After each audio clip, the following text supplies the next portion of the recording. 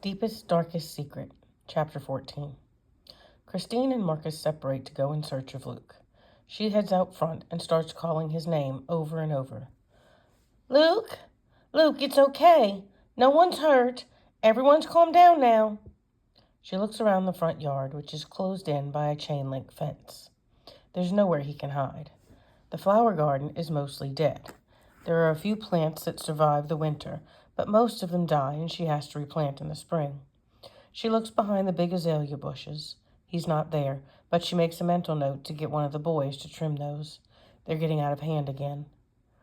Would he have left the yard? She wonders out loud. At the gate, she looks left, then right. She doesn't see him. Having to start somewhere, she goes left, passing the big yellow house with the blue tin roof. Dogs bark at her as she passes their territory. She looks behind every bush and vehicle parked in a driveway. As she walks, she thinks about the eclectic collection of homes in her neighborhood. The houses in Prelo are as unique as their inhabitants. There are homes that were built in the 70s as well as more modern ones.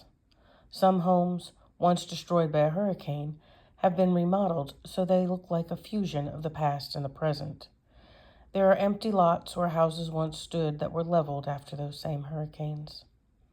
Christine completes her search to the left side of the street. She repeats the process with each house on the opposite side as she walks back to hers. Hoping Marcus has had better luck, she starts over again, going right from her house. Marcus heads out the back door off the kitchen. He calls out Luke's name. Luke! Hey, bro! It's all right, it's over! Luke? There are more hiding places out here than in the front. Marcus looks inside the box that holds the hose and the gardening supplies. He checks the shed. A mouse runs out when he opens the door. They love getting into fertilizer bags. Dumb animals. Inside, he finds more mice, the washing machine and dryer, and a lot of lawn equipment, but no Luke. When he exits the shed, he notices the back gate is open. The backyard butts up to a large wooded area. There's a path almost directly opposite the gate where the boys often go for walks. He heads that way. A few yards in and to the right is one of the biggest trees Marcus has ever run across. A long time ago, someone built a treehouse there. It's still there, sort of. Whoever built this one did a really good job. This isn't your run-of-the-mill box with a roof slapped on it. There's a porch big enough to hold a couple of chairs. Marcus has never seen the inside. He's always been too chicken to climb up there. He imagines it has more than one room. It's that big. Guess I'll get a chance to see if I'm right. Marcus tugs on the rope ladder that's attached to what's left of the treehouse. It seems sturdy enough. Luke could have climbed up there. Luke, he calls out. You up there, bro? Marcus slaps his forehead, remembering that Luke won't answer him. He's going to have to climb the ladder. Marcus isn't thrilled with heights. He takes a deep breath and cautiously puts a foot on the first rung, putting his full weight on it. It seems sturdy enough, so he climbs the rest. When he has climbed enough to see the floor of the porch, he can see that some of the floorboards have rotted out. He carefully places his hands on the floor and hoists himself up, praying it's going to hold his weight.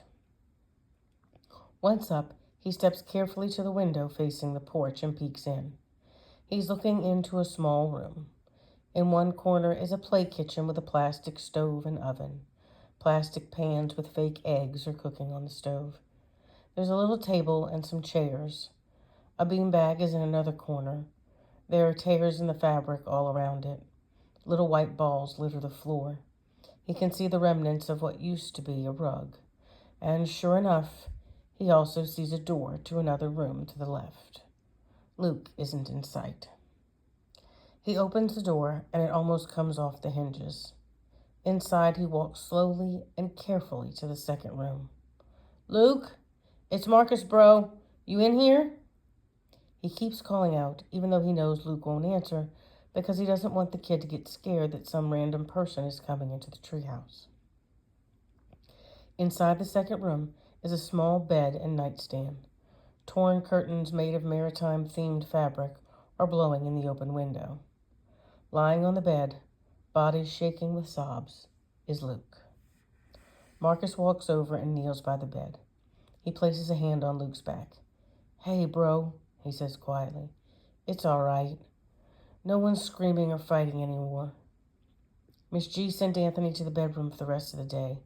Kevin and I each got 15-minute time out to think about how we could have better handled the situation. Dumb, right? I did what I had to do to stop Anthony from hurting Kevin. You didn't do anything wrong. You're not punished or anything. No one's going to hurt you." He pats Luke's back. "Come on. I'm sorry if we scared you. Sometimes brothers have fights, but we shouldn't have let it come to blows. We should have talked about our issues, and if we couldn't settle things, we should have gotten Miss G involved. Let's go back to the house, bro. Miss G's worried about you." Huh.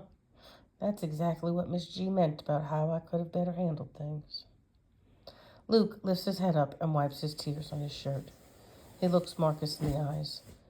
Marcus sees the fear there. He wishes, not for the first time, that Luke would just talk to him. He's pretty sure Luke's not afraid of him. Is he afraid to go back? Is he afraid of Anthony?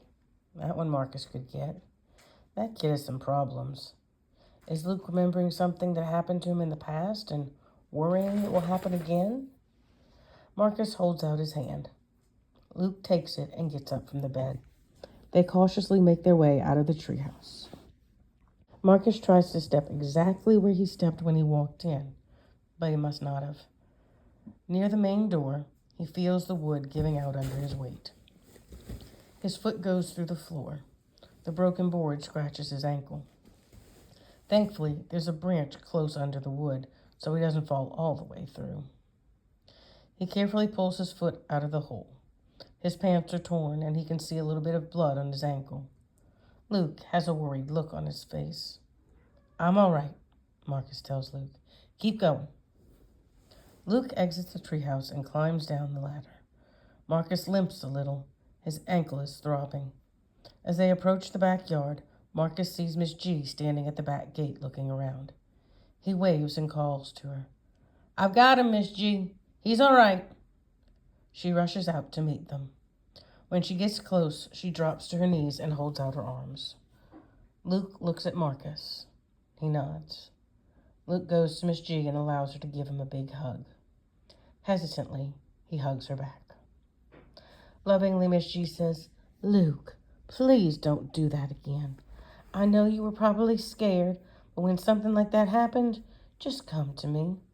It would help if you'd talk to me and tell me what's wrong, but if you feel like you can't, then just come in for one of Miss G's hugs. I'll know what it means."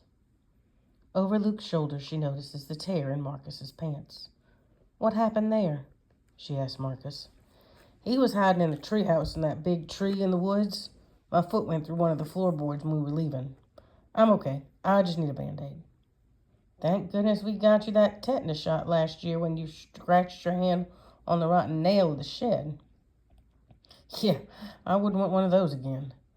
By the way, while I was trying to calm Luke down enough to come out of that treehouse, I realized how we could have better handled the situation. We should have talked out our issues, and if we couldn't solve our things on our own, we should have gotten you involved. That's really the only way it should have been handled. You don't have to finish the rest of your punishment. I appreciate you finding Luke for me." Back inside, they walk through the dining room, where Kevin is still sitting. Christine can't even remember how long he's been there. "Kevin, what did you figure out? How could you have better handled the situation?" "I should have talked to you," he mumbles. "I just wanted to handle it myself."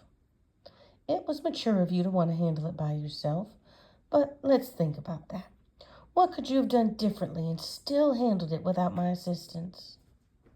"I don't know. I could have used my words instead of my hands." Christine smiles as he parrots back what she told them all multiple times. "That's right. In this case, you could have explained to him what your action figure meant to you. You could have told him how much it hurt your feelings that he broke something of yours. You're a good kid, Kevin. I just think farther ahead than you guys do. I don't want you growing up thinking that physical violence is the answer to any situation. If you had done that as an adult, you could be in jail. I don't want that. You want that? No, ma'am, I don't. Listen, you, Marcus, and Luke can go back to watching your movie. If Anthony steps out of that room to do anything other than go to the bathroom, you holler to me. Understand? Yes, ma'am, the boys answer in unison. The boys are worried about how the night will go. They're afraid Anthony will cause a commotion, but by the time they've all showered and gone into the room to read, Anthony is already asleep. Luke wishes he could have stuck around and helped Marcus and Kevin with Anthony, but he doesn't like all the fighting. He rubs his hand over the scars on his arm. They all climb into their beds for the night and soon follow Anthony into slumber.